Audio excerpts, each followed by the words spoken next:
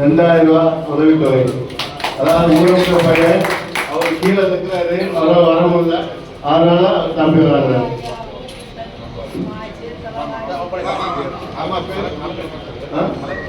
அளவேலம்மா 2000 உதவித்தொகை.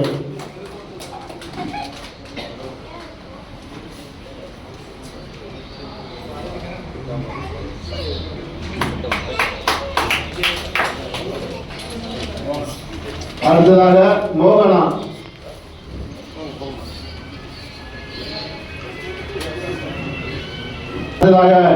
இனி நமது தென்பாண்டி சிங்கம் மாநில தலைவர் திருப்புறையை தொடர்ந்து நமது சங்க உறுப்பினர், அதாவது செயற்குழு உறுப்பினர் நிர்வாகிகளுக்கு மாநில தலைவர் கணக்கரால் பொன்னாடை போட்டி சேவை விருது வழங்குவார்கள். அனைவரும் நமது நிர்வாகிகள் அமைதியாக காத்துக்கொண்டு வேண்டுகிறோம். இப்போது மாநில தலைவருடைய சிறப்புரை. மரியாதைக்குரிய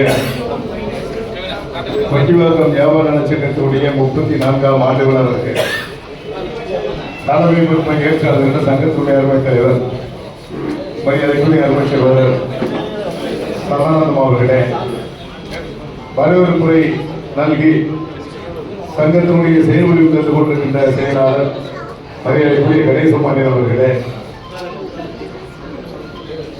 மூத்த வணிக சங்கத்தினுடைய அருமை தலைவர் மரியாதைக்குரிய பாசத்துக்குரிய அருமை நாச்சி முத்துமலை நாச்சி அவர்களே, நிகழ்ச்சியிலே பங்கேற்று சிறப்பித்திருக்கின்ற மரியாதைக்குரிய மையப்பன் அவர்களே, எடிசன் அவர்களே, பூபதிராஜ் அவர்களே, சோலைப்பன் அவர்களே, நன்றியில் இருக்கின்ற முருகன் அவர்களே, சங்கத்தினுடைய துணைத் தலைவர்களே, துணை செயலாளர்களே, செயற்குழு உறுப்பினர்களே, தமிழ்நாடு வணிக சங்க பேரவையினுடைய மாவட்டத்தினுடைய அருமை தலைவர் என் டி மோகன் அவர்களே, மாவட்டத்தினுடைய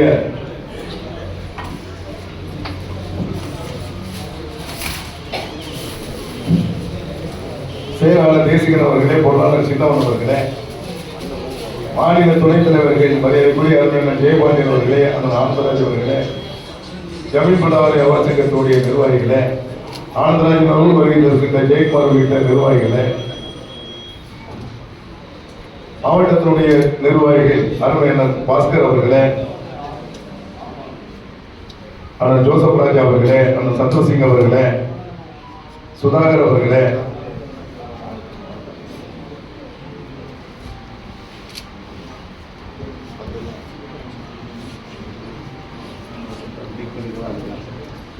மரியாதைக்குரிய செந்தில்குமார் அவர்களே, நாராயணன் அவர்களே, மற்றும் வருகின்றிருக்கின்ற பல முனியாளி அவர்களே, மாபாலம் சங்கத்தினுடைய நிர்வாகிகளே, இந்த தொகுதியினுடைய செயலாளர்கள் அண்ணன் திலால் அவர்களே, வில்சன் அவர்களே, முருகன் அவர்களே, கண்ணன் அவர்களே, கார்த்திக் அவர்களே, மணிகண்டன் அவர்களே, சங்கத்தினுடைய நிர்வாகிகள் மரியாதைக்குரிய அடையார் சங்கத்தினுடைய தலைவர் சந்திரசேகர் உள்ளிட்ட அனைத்து நிர்வாகிகளே, இந்திராநகர் சங்கத்தினுடைய நிர்வாகிகளே, திருவான்மூர் சங்கத்தினுடைய நிர்வாகிகளே, அடையார் திருவான்மியூர் பகுதி பழைய பொருள் சங்கத்தினுடைய நிர்வாகிகளே, திருவான்மியூர் மதீஸ்வரர் காய்கறி மார்க்கெட் சங்கத்தினுடைய நிர்வாகிகளே, திருவான்மியூர் லட்சுமிபுரம் சங்கத்தினுடைய நிர்வாகிகளே, திருவான்மியூர் திருவள்ளூர் நகர் சங்கத்தினுடைய நிர்வாகிகளே, பாலவாக்கம் சங்கத்தினுடைய நிர்வாகிகளே, பாலவாக்கம் அனைத்து வியாபார சங்கத்தினுடைய நிர்வாகிகளே, பாலவாக்கம் அனைத்து வணிக நல சங்கத்தினுடைய நிர்வாகிகளே, நீலாங்கரை வியாபார சங்கத்தினுடைய நிர்வாகிகளே, நீலாங்கரை வணிக சங்கத்தினுடைய நிர்வாகிகளே, விஷ்ணுவன் வியாபார சங்கத்தின் நிர்வாகிகளே, மற்றும் நிகழ்ச்சியிலே பங்கேற்று சிறப்பித்திருக்கின்ற இந்த சங்கத்தினுடைய ஒவ்வொரு உறுப்பினர்களுக்கும் நன்றியுடன் நல்ல இருக்கின்ற சங்கத்தினுடைய பொருளாளர் முருகராஜ் உள்ளிட்ட அனைவருக்கும் என்னுடைய மனமார்ந்த வணக்கத்தினை நன்றியை தெரிவித்துக் கொள்கிறேன். இங்கு மரியாதைக்குரிய சென்னை மாநகரத்துடைய தலைவராக பொறுப்பேற்று ஏறக்குறைய 30 ஆண்டு காலம் எங்களோடு பயணம் செய்த மரியாதைக்குரிய அருமை சகோதரர் நேற்று அவருடைய இறுதி சடங்கெல்லாம் முடித்திருக்கிறோம்.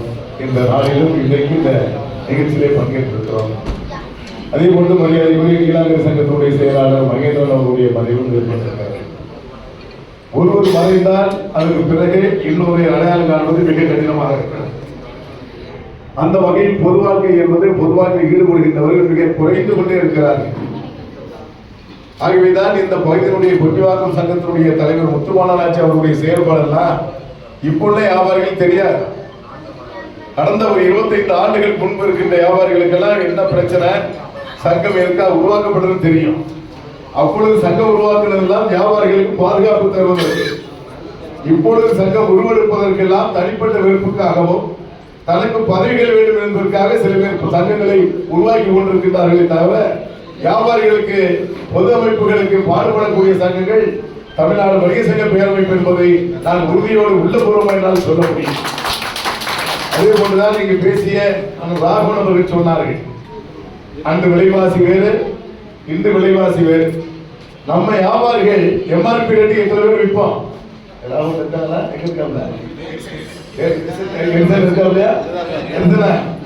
இப்போ நம்ம எம்ஆர்பி ரேட் போட்டிருக்கோம். மளிகை கடையெல்லாம் பார்த்திருப்போம். எனக்கு மளிகை கடை இருக்கு.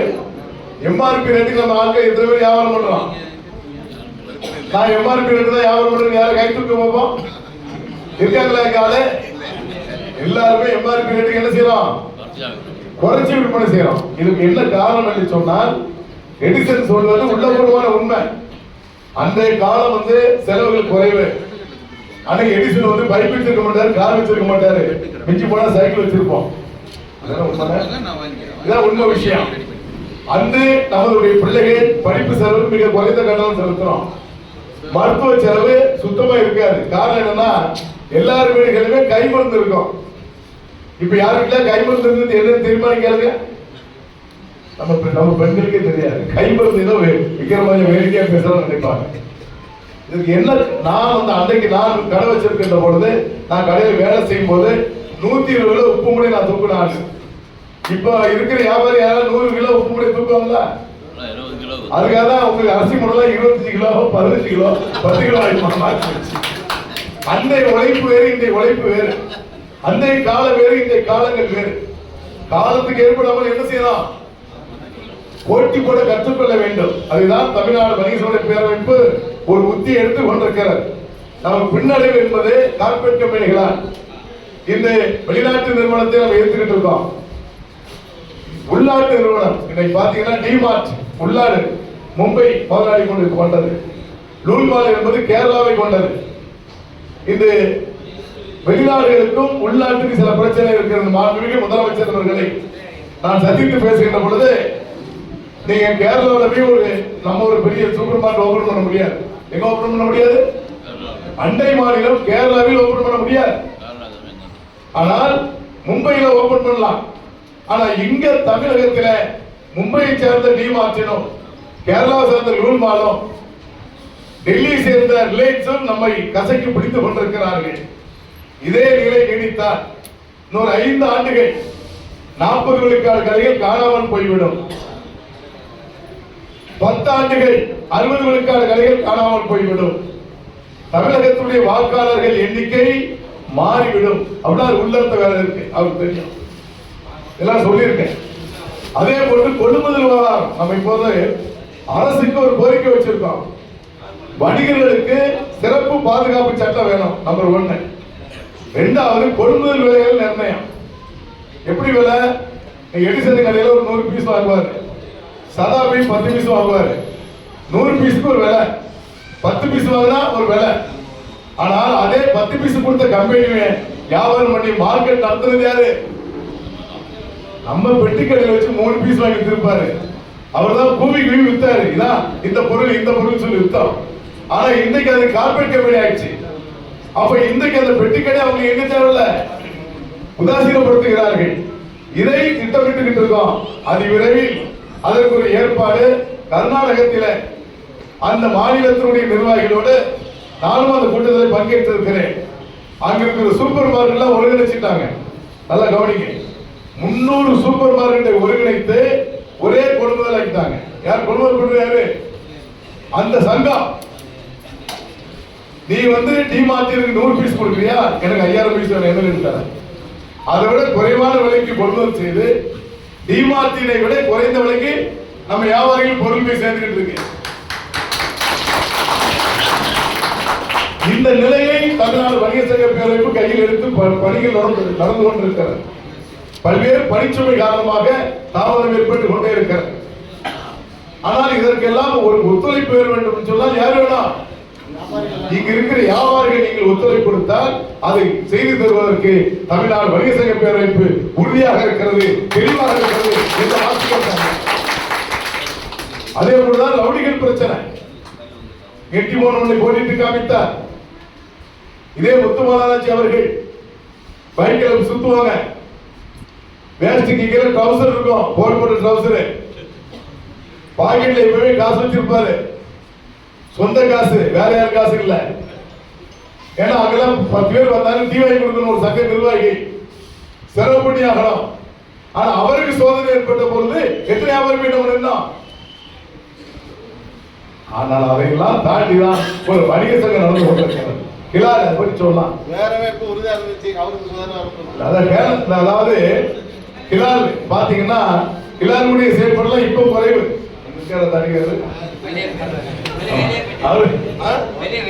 ஒரு நேரத்துல பாலவாக்குன்னு சொன்னா அந்த அளவுக்கு அந்த வியாபார சங்க தலைவர் இன்னொரு பாய் இருந்தாரு, அரிசிகட பாய் அப்துல் காதர் இருந்தாரு. அந்த அளவுக்கு பணியாற்றினோம். ஜோசப் ராஜா நல்லா தெரியும். இரவு பகலா பொன் மூடுவார் காலத்தூர் பிரச்சனைக்கு. சாதாரணமாக நீங்க சங்கம் இல்லை என்று கடை வைத்திருந்தால் சங்கத்தை பூட்டிட்டு எங்க யாருக்கு கொடுக்கணும் சாமி? அங்க ஒரு பஞ்சாயத்தா இருந்தாலும் அவருக்கு கொடுத்துதான் போனோம். இதான் நிலைப்பாடு. இதை மாற்றி இருக்கிறோம் என்று சொன்னால் சமுதாய சங்கங்கள் மாற்றியது இல்லை. அனைத்து சமுதாயத்தை இணைத்து, அனைத்து அரசியல் கட்சிகளை இணைத்துக் கொண்டு ஜாதி, மதம், மொழி, அரசியலுக்கு அப்பாற்பட்டு வணிகர் என்ற ஒத்த போர்வையில நாம் சாதிச்சிருக்கிறோம். இங்க இருக்கிற தொகுதி செயலாளருக்கு முனியாண்டி சொல்லணும், பம்பரமா வேலை செய்வார். நிர்வாகிகள் பணியாற்றினால் மட்டும்தான் சங்கம் நடத்த முடியும். பழையர்ல நம்ம தலைவர் பொறுப்பேற்ற பிறகு முன்னாடி சங்கம் நடத்துறாங்க, இப்ப அதோட வச்சு அதிகமா போறாங்க. இருக்கிற நல்ல செயல்மிக்க நிர்வாகிகளை கொண்ட ஒரு சங்கமாக அமைந்தால் செயல்பாடா இருக்கும். அதே போட்டுதான் கொட்டிவாக்க சங்கம். இப்ப சாலை விரிவாக்கம், நிறைய கடைகள் மாறி இருக்கும். ஆனால் வியாபாரிகள் என்ற ஒத்த பார்வையில எல்லோரும் ஒருமைத்து நாம் செயல்பட்டால் மட்டும்தான் வெற்றி பெற முடியும். அண்ணன் ஜெயபாண்டியன் அவர்கள் சொன்னார்கள், ஒரு கலெக்டர் சொன்ன உங்க தலைவருடைய கேள்வி சொன்னாரு சொல்லி 2 தினத்துக்கு முன்பு நாமக்கல் மாவட்டத்தில் ஒரு கலெக்டர் சந்திக்க போன் பண்றேன். நான் அந்த ஈரோட நாமக்கல் தாண்டும் போது மணி 9 ஆகும் இரவு.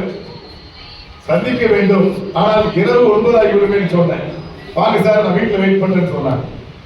நான் ஏன் இந்த இடத்துல குறிப்பிடுகிறேன் என்று சொன்னால், தமிழ்நாடு வணிக சங்க பேரமைப்பு தமிழகம் முழுவதும் பட்டி தொட்டி எல்லாம் சென்று வணிகர்களை ஒருங்கிணைத்துக் கொண்டே இருக்கிறோம். அதுதான் தென்னகத்திலே கடும் மழையால் பாதிப்பு. இதெல்லாம் தென்னகத்தாலும் இருப்பீங்க. ஏறல்ல 526 கடை, 526 கடை என்னாச்சு? அந்த பக்கம் போனாலும் யாராவது இருக்கீங்களா? ஒரு கடையில ஒரு பொருள் கிடையாதுங்க.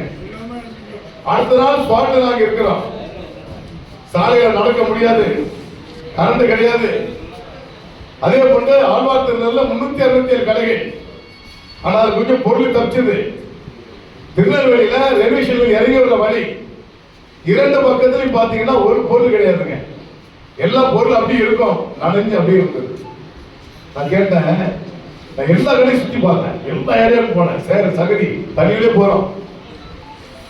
2 கடைக்காரங்க மட்டும்தாங்க இன்சூரன்ஸ். எத்தனை கடைக்காரங்க? நம்மளுக்கு விழிப்புணர்ச்சி வேணுமா வேண்டாமா?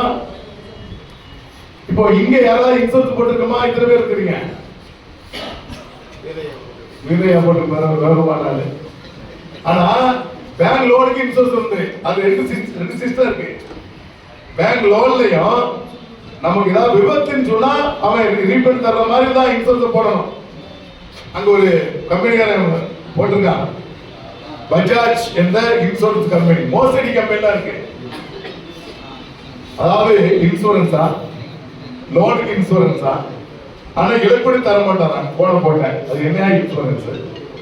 நீ முறையா வந்து பணம் கொடுக்கலன்னு சொன்னால் உன்னுடைய தோல் உரிக்கப்பட்டு தமிழகம் முழுவதும் பஜாஜ் இன்சூரன்ஸ் சொன்னா வெளியே போக என்று சொல்லக்கூடிய செய்தியை தமிழ்நாடு வணிக சங்க பேரமைப்பு செய்யும் சொல்லப்படுறது பணம் கொடுக்கலாம்.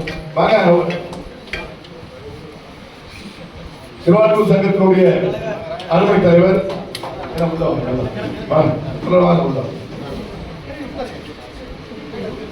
ரவீந்திரன் அவர்கள் அப்போ இப்ப அதை உங்களுக்கு புரியுதா? உங்களுக்கு இப்ப அங்க ஏறல நல்ல பாலம் இருக்கும், நீங்க பார்த்துருப்பீங்க. அந்த சின்ன பாலம் ஒண்ணு மூடுனாங்க, பெரிய பாலம் போட்ட பிறகு ஏறலுக்கு சின்ன பாலத்தை உடைக்க வந்தாங்க. உடனே நம்முடைய வியாபாரிகள் மூலமா நம்ம நிறுத்துறோம். நான் கலெக்டர் பேசி அந்த அமைச்சர்கிட்ட பேசி உடைப்பது என்ன செஞ்சோம், நிறுத்தி வச்சோம். ஆனால் இப்ப போட்ட மேம்பாலம் என்னாச்சு, உடஞ்சி போச்சுங்க. ஆனா அன்று போட்ட பாலம் தான் இன்று மக்களுக்கு கை கொடுத்தது. இதை நீ புரிந்து கொள்ள வேண்டும். ஏன்னா அன்றைய முதலமைச்சர் அன்றைய போடப்பட்ட காலத்திலே மரியாதைக்குரிய பெருந்தலைவர் கருணாநிதி காமராஜர் போட்ட ஒரு அற்புதமான பாடங்கள். நான் ஏழையை குறிப்பிடுகிறேன் சொன்னால், சங்கம் என்பது நம்ம எப்படி செயல்பட்டால் எக்கோட்டியாக இருக்குமோ அதற்கு உதாரணத்துக்கு தான் அந்த பாடத்துக்கு நான் சொல்றேன். ஆகவே நாம எல்லாம் எக்கோட்டியா இருந்தா என்ன ஆகும், நம்ம சொல்றது அரசாங்கம் கேட்கவே கேட்காதா? ஒரு கம்பெனிக்காரர்கிட்ட பொருள் வாங்க கூடாது, எடிசன் கோரிக்கை வச்சாங்க. எடிசனுடைய ஆதரவு மட்டும் இல்ல வியாபாரிகளுடைய ஆதரத்தை தான் அவர் சொன்னார். ஒரு பொருள் நம்ம வாங்குறோம், ஏறக்குறைய 27 ஆண்டுக்கு முன்பு ஜான்சன் புறக்கணிச்சோம். யாருக்கா? ஜான்சன் கம்பெனி புறக்கணிச்சோம். ஆனா அதன் பிறகு அவர் இன்னும் மார்க்கெட் பண்ண முடியல. ஜல்லிக்கட்டு போராட்டத்தோட கோர்பெப்சியை புறக்கணிச்சோம். இன்றைக்கு அந்த பழைய மார்க்கெட் வர முடியல. அப்ப வியாபாரிகள் ஒன்றுபட்டால் மட்டும் இப்ப இந்துஸ்தான் லீவர் நம்மளுக்கு ஒரு விலை, நம்ம நாட்டுல இந்துஸ்தான் லீவர் அதே கம்பெனி, நல்லா புரிஞ்சு விடுங்க. பாகிஸ்தான் போனா பாகிஸ்தான் லீவர் வெளிநாட்டு கம்பெனி. நீங்க ஹமாம் சோப்பு டாடா கம்பெனில இருந்தது, நம்ம உள்நாட்டு கம்பெனி டாடா. நம்ம உள்நாட்டு கம்பெனில இருக்கிற வரைக்கும் அந்த உரம் மேல பாத்தீங்கன்னா சோப்பு என்ற வாசனை இருக்கும். என்னைக்கு இந்துஸ்தான் லீவர் வாங்கினாலும் சோப்பு என்ற வாசனத்தை எடுத்துட்டான். காரணம் என்னன்னா, இந்திய மக்கள் ஏழை மக்கள், அந்த விலைக்கு வாங்கி சோப்பு போட மாட்டாங்க. அப்ப சோப்பு என்று சொல்லக்கூடிய தகுதி இல்லாத பொருளை நம்ம என்ன செய்யறோம், போட்டுக்கிட்டு இருக்கோம். பெண்கள் என்ன பார்ப்பாங்கன்னா, காலையில தொலைக்காட்சியில போட்டுருவான் சார், அப்படி போட்ட உடனே அப்படி மாயச்சால மாதிரி கேட்டுருவான் பாருங்க. சத்துல அழுக்கு இருந்தா உடனே என்ன செய்யும், சர் போட்டு தொடச்சி எடுத்துருவான். இப்படி பார்த்த உடனே பெண்கள் அதை வாங்குவாங்க. நம்ம உள்நாட்டு நிறுவனங்கள் நிறைய இருக்கும், நிறைய சோப்பு இருக்கு. நீங்க பாத்தீங்கன்னா பொன்வண்டு இருக்கு, அரசன் இருக்கு, ஊர்வசி இருக்கு, நிறைய கம்பெனி பவர் இருக்கு, நிறைய கம்பெனிகள் இருக்கு. ஆனால் இந்துஸ்தான் லீவர் விலைப்படுத்த அடிச்சுக்கிட்டு போயிட்டு இருக்கான். அவன் கார்பரேட் கம்பெனிக்கு ஒரு விலை, கார்பரேட் கம்பெனிக்கு ஒரு விலை எவ்வளவு, 4% டிஸ்கவுண்ட், 4 விலை. அதான் கார்பரேட் கம்பெனிக்கு ஒரு விலை, செயின் சங்கரி சூப்பர் மார்க்கெட் ஒரு விலை, நூல் அந்த அந்த அந்த கேடருக்கு ஒரு விலை, சின்ன வியாபாரிகளுக்கு ஒரு விலை.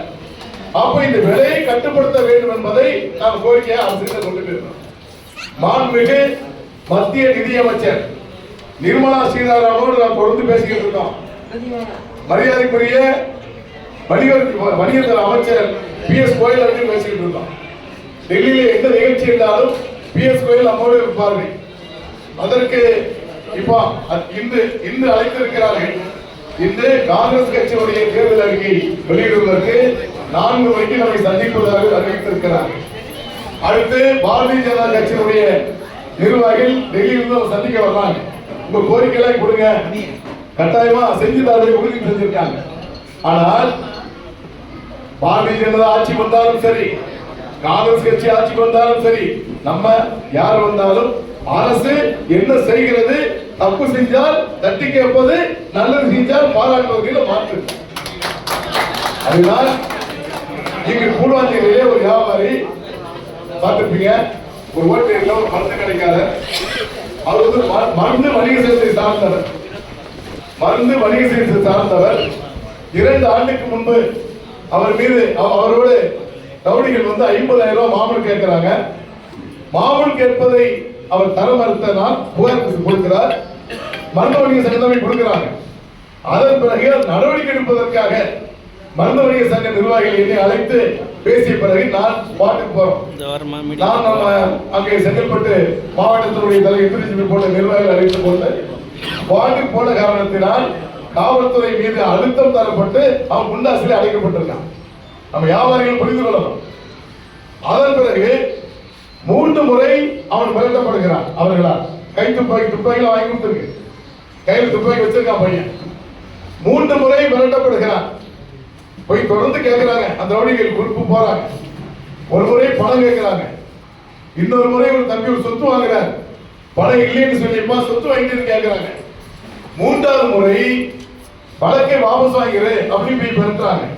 ஆனா தம்பி என்ன செஞ்சிருக்கணும்? மருந்து வணிக சங்கம் மூலமாக சொல்லி இருக்கணும்.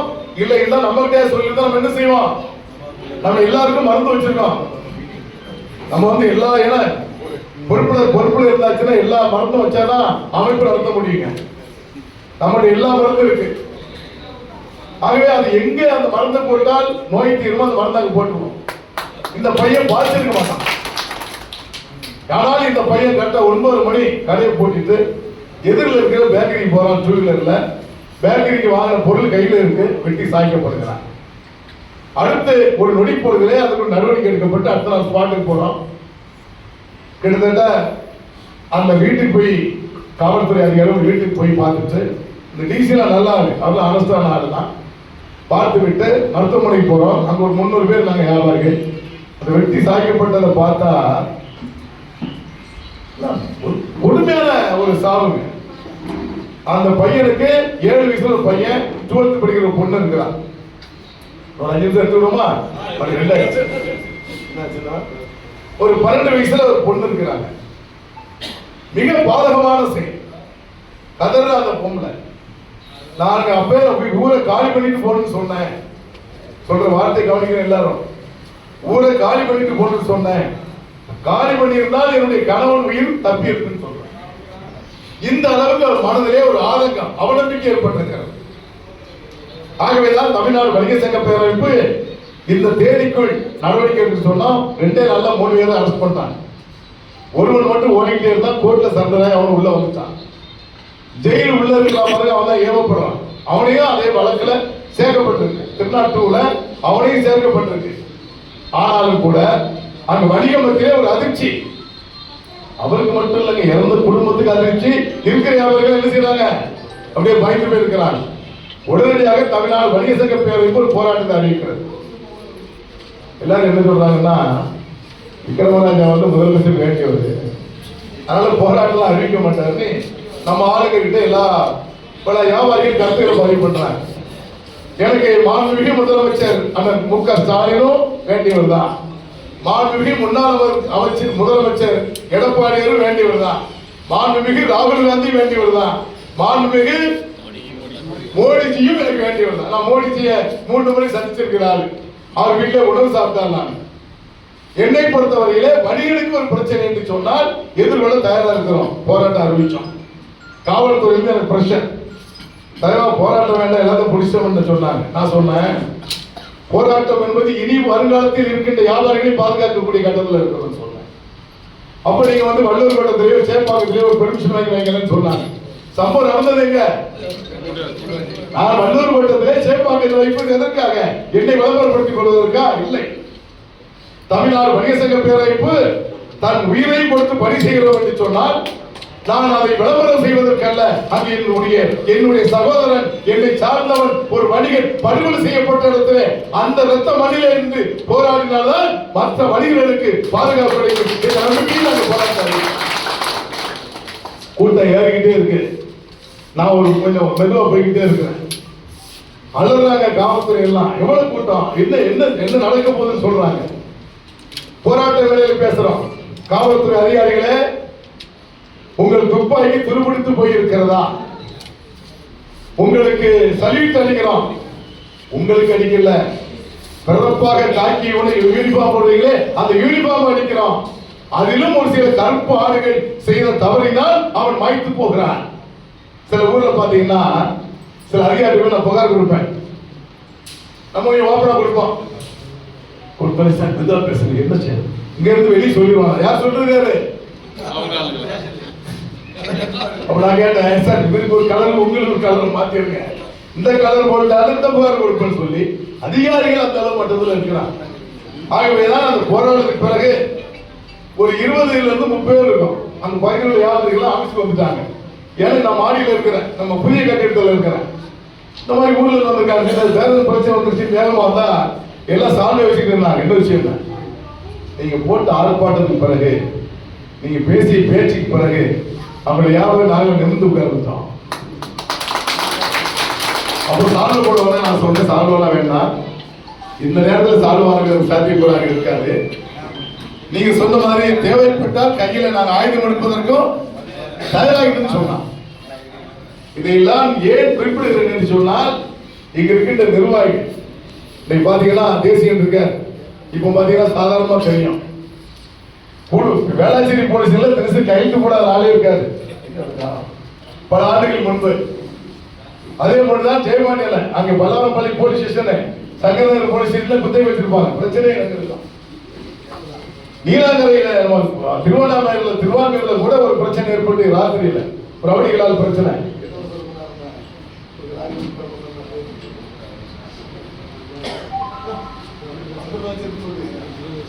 20 ஆண்டுகள் முன்பு திருவாங்கூர்ல பிரச்சனை. எல்லா ஊர்களிலையும் இந்த பிரச்சனை இருக்கு. ஆனால் தமிழ்நாடு வணிக சங்க பேரமைப்பு ஒரு கட்டுக்கோப்பாக வந்த பிறகு இது குறைக்கப்பட்டிருக்கிறது. தென் மாவட்டத்திலே சுற்றுப்பயணம் செஞ்சோம். பாதிப்புகளை பார்த்துட்டு விக்ரமஞ்சா போயிடுவாங்களான்னு கேட்கிறாங்க வியாபாரிகள். யாரும் கேட்குது, நல்லா புரிஞ்சுக்கணும். ஒரு போன்ல சொல்றாங்க, ஒரு 4-5 மாவட்டத்துக்கு மட்டும் சொல்றேன். திருநெல்வேலியில் 4 மண்டபம் எடுத்துருவாங்க. 4 இருந்து பொருள் வரணும்னு சொல்லி உத்தரவு போடுறோம். உத்தரவுன்னா அன்பான உத்தரவு. வந்து இறங்குது லாரி, லைன்ல நிக்குது, இறக்க முடியல. பாதிக்கப்பட்ட வியாபாரி பணம் கொடுக்கணும், ஒரு அக்கௌண்ட் நம்பர் போடுறோம், பணம் வருது. பாதிக்கப்பட்ட வியாபாரிகளுக்கு குறைந்தது 5,000 ரூபாய், 10,000 ரூபாய், 15,000 ரூபாய் பணம் கொடுத்தோம். அந்த சங்கம் எல்லாம் பார்த்து சொல்லுகிறது, ஏதோ பார்வையிடுகிறார், தொலைக்காட்சியை பார்த்துவிட்டு சென்று விடுவார் என்று எண்ணினோம். ஆனால் மீண்டும் எங்களை வந்து வியாபாரி சங்கம் என்பது ஒரு அடையாளத்தை காட்டியிருக்கிறார். நான் சொன்னேன், பொதுமக்கள் எல்லாம் நிறைய கொடுத்துட்டு இருக்காங்க, நம்ம கடையில் வேலை செய்யற பையெல்லாம் டோக்கன் கொடுங்கன்னு சொல்லி கடையில் வேலை செய்யற பையங்களுக்கு 10,000 பேர் எல்லாத்தையும் பொருள் கொடுத்தோம். 15 நாளைக்கு தேவையான பொருள் கொடுத்தோம். ஒரு திருவயங்கத்தில் ஒரு முறுக்கு விற்கிற அம்மா, அந்த கடையை நான் பார்த்தேன். முறுக்கு விற்கிறது என்னன்னு தெரியும், ஒரு சிலிண்டர் இதெல்லாம் எல்லாம் போயிடுச்சுங்க. 10,000 ரூபாய் கொடுத்த அந்த அம்மாவுக்கு. அந்த அம்மா சொல்லுது, நான் இத்தனை ஆண்டுகள் சங்கத்தில் இருந்திருக்கிறோம், ஏன் அந்த சங்கத்தில் இருக்கிறோம் நினைச்சோம், இப்பதான் உயிரோட்டமான சங்கத்தில் இருக்கிறோம் என்பதை அடையாளத்தை பார்த்துன்னு சொன்னாங்க.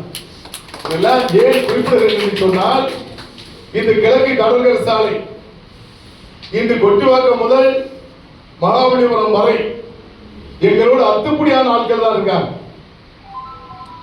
ஆனால் சங்கத்தை ஆழமாக நடத்துவதற்கும், ஆரோக்கியத்தோடு நடத்துவதற்கும், பாரபட்சம் இல்லாமல் நடத்துவதற்கும், வணிக நலன் சார்ந்து நடத்துவதற்கும் எல்லாரும் ஒன்றுபட்டு நின்றால் வெற்றி பெறுவது நிச்சயம். எடிசன் கோரிக்கை இல்ல, எந்த கோரிக்கையாக இருந்தாலும் ஒண்ணு இல்லைங்க. ஒரே ஒரு வார்த்தை சொல்லி நிறைவு பண்றேன். எல்லா அரசியல் கட்சிகளும் போராடும். யார் ஒத்துழைச்சா போராட்டம் வெற்றி பெறும். நம்ம கடை கூட்டாம யார் போராட்டம் வெற்றி பெறுமா? மே இந்த மாநாடு ஒரு மாநாடு கொண்டாடுறோம். ஏன் கொண்டாடுறோம்? 1983 எம்ஜிஆருடைய காலத்திலே நுழைவரி போராட்டம். நுழைவை எதிர்த்து நாங்க போராடுறோம். அப்போ என்னை போன்றவர்கள் சிறைக்கு போறோம். என்னெல்லாம் இப்படி அரசு பண்ணி போடுறாங்க. அப்படின்னா நான் ரொம்ப எங்கஸ்ட் கையில விட்டுக்கட்டே தான் போறோம். எல்லா கடையும் போட்டு விட்டுக்கட்டேன். அந்த நேரம் விட்டுக்கட்ட எப்போ பார்த்தா கையில வண்டி சைக்கிள் விட்டுக்கிட்டு இருக்கோம். கடைகிட்ட யாராவது பிரச்சனை பேசினா பல வழக்குகளை சந்திச்சிருக்கோம். சும்மா அந்த சங்கம் நடத்தல. திருநாசவல்ல கொலை முயற்சி பல வழக்கு என் பேர்ல இருக்கு. இப்ப இல்ல, அதெல்லாம் முடிஞ்சு போச்சு. சூழ்நிலை அப்படிதான் பாடுபட்டுதான் அந்த சங்கத்தை உருவாக்குனது தான் இந்த இயக்கங்க. சும்மா வரலங்க அந்த சங்கம். இன்னைக்கு தமிழ்நாடு வணிக சங்க பேரமைப்பு ஒரு 5 மாடி கட்டிடம் கட்டப்பட்டிருக்கிறது. ஓம் சபாட்ட போய் சொன்னேன், அங்க அடிக்கிற பெயிண்ட் எல்லாம் நீங்க தான் தரணும்னு சொன்னேன். ஒரு கைத்தட்டி ஒரு நன்றி சொல்லுங்க. எப்பவுமே உதவி செய்யறாரு. அது ஒரு பக்கம். கேட்டவுடன் அந்த பணிகளை செய்கிறார். இன்னும் கொஞ்சம் பறவைகள் எல்லாம் முடிஞ்ச பிறகு அந்த பில்டிங் வந்து பார்க்கும்போது ஆச்சரியப்பட்டு போனாங்க நிறைய பேர்கள்லாம். ஏதோ சும்மா மண்டபம் வாங்கி கட்டுறாங்க நினைச்சிருந்தாங்க, எல்லாரும் பணத்தை வாங்குறாங்களப்பா ஏதோ மண்டபம் வாங்கி கட்டுவாங்க நினைச்சிருந்தாங்க. இன்று தமிழக இந்தியாவின் வரலாற்றில வணிகர் நலச்சங்கத்தில் போராடி சங்கத்துக்காக பாடுபட்டு அவருடைய வாழ்வுரிமை இழந்து பாதிப்படைந்த வியாபாரிகளுக்கு தமிழ்நாடு வணிக சங்க பேரமைப்பு கட்டிடத்தில் வரக்கூடிய வருவாயில் ஒரு பகுதியை ஓய்வூதியமாக வழங்கியிருக்கிறோம். இதையெல்லாம் ஏன் உங்கள் முன் பதிவு செய்கிறேன் என்று சொன்னால், இந்த சங்கத்தினுடைய ஆண்டுலா தேதி கேட்கிறார், ஒரு வாரம் இருக்கும் கண்டிப்பா கேட்கிறார். நான் என்ன சொல்றேன், ஒரு வாரம் வேண்டாம்னு சொல்லி என்டிமெண்ட் சொல்றேன். நடத்திடும் தலைவர் உடனே நடத்திடுறாங்க. நினைத்தால் என்ன செய்ய முடியும், நடத்த முடியும் என்பதை நிரூபித்து காட்டிய சங்கம் தான் இந்த பொதுவான சங்கம். சாதாரண பாத்தீங்கன்னா அதிகமா பேச மாட்டாங்க, அப்படியே மௌனமா இருப்பாரு. பொருளாளர் தேவை, முருகனுக்கு வாயன்னா பொருளாளர் வரலாம், நிர்வாகிகளை பாருங்க மேடையில் இல்லை. அப்போ அவங்க இருக்கு மேடையை தந்து நம்ம கிட்ட கொடுத்திருக்காங்க. என்ன காரணம், அந்த உழைப்பு. இவர்களை போன்ற உழைக்கின்ற காரணத்தினால், இவர்களை போன்ற நல்ல நிர்வாகிகள் கொண்ட காரணத்தினால் ஒரு வாரம் இல்ல, ஒரு மணி நேரத்தில் கூட உங்களால் விழா எடுக்க முடியும். அந்த சக்தி கொண்டு அற்புதமான நிர்வாகிகள். கடைசி பண்ணிலாம் சின்ன பிரச்சனை தூவணம் பண்றாரு. நம்மள உங்களுக்கு தெரியும், ஒட்டியாத பிரச்சனை மட்டும் பேச மாட்டாரு அவரு. அவர் எல்லா மாடல் பிரச்சனையும் பேசுவார்.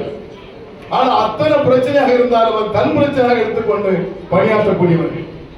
ஆகவேதான் இந்த பல்வேறு பரிசுமைகள் அன்னைக்கு தான் வந்தேன். நேற்று தான் சென்னைக்கு வரேன். ஜோதியார் மறைவுக்கு பிறகு இன்னைக்கு சங்க நிகழ்ச்சியில பங்கேற்க எனக்கு விருப்பம் இல்லை. உண்மை, நான் உண்மையை சொல்றேன். நான் கேட்டேன், செந்தில்குமார் இருக்கிறா, என்ன எவ்வளவு பேர் இருக்காங்க கேட்டா, இவ்வளவு பேர் இருக்காங்க, கட்டாயம் வந்துருக்கேன். என்னுடைய மனம் வந்து ஜோதியார் மறைவு என்று என்னால் ஈடு கொடுக்க முடியாது. நாங்கெல்லாம் அந்த உள்ளன்போடு பழகக்கூடியவர். நான் ஜோதியாரும் நாங்க இணைந்த பிறகு ஒரு 2 நிமிஷம் இணைந்த பிறகு அவர் என்ன சமுதாயம் எனக்கு தெரியாது. கண்ணப்பனை வந்து கட்சி ஆரம்பிக்க போறான்னு சொன்னாங்க. அப்போ வந்து கண்ணப்பன் வந்து அவருக்கு ஒரு சுமூகம் ஒரு 5 லட்சம் ரூபாய் பணம் தரேன்னு சொல்றாருன்னு சொன்ன பிறகுதான் அவர் யாரோ சமுதாயம் எனக்கு தெரியும். நல்லா புரிஞ்சுக்கணும். எங்களோடு இருக்கின்ற நிர்வாகிகள் இவர் என்ன சமுதாயம் தெரியாது. நல்ல வியாபாரி, நல்ல மனிதர் என்னோடு இருக்கிறார் சொன்னா என்னை விட வெள்ளச்சட்டை போடுன்னு நினைக்கிறாள். நான் பக்கத்து கடையில் 4 ஆள் நீக்கி நீ எட்டி பார்த்து கொண்டு போனல. நான் அங்கு 4 ஆள் இருந்தால் நான் 40 ஆளை வரவழைப்பதற்கு எப்படி உழைக்க வேண்டுமா அப்படி உழைக்கக்கூடியவன் நான். இதைதான் நம்ம நிர்வாகிகள் செய்துகிட்டு இருக்காங்க. தமிழ்நாடு வணிக சங்க பேரமைப்பு என்பது ஒரு தனி மனிதன் அமைப்பு அல்ல, கூட்டு முயற்சி. இங்க இருக்கிறவங்க எல்லாருமே தலைவர் தான், எல்லாராலையும் சாதிக்க முடியும்.